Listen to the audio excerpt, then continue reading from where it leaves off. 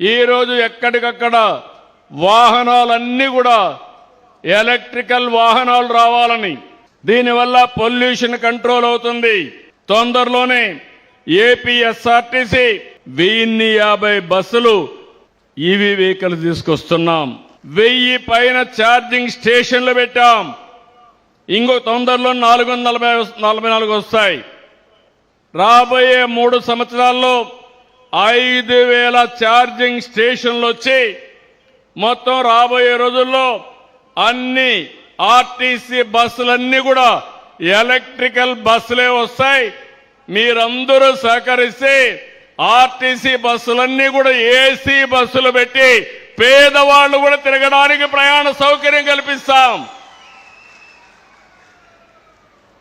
అంటే డబ్బులుండేవాళ్ళు ఏసీలో తిరగడం కాదు, మా పేదవాడు కూడా దర్జాగా బయటకు వస్తే గౌరవంగా ఉండే పరిస్థితి తీసుకురావాలనేది నా కోరిక.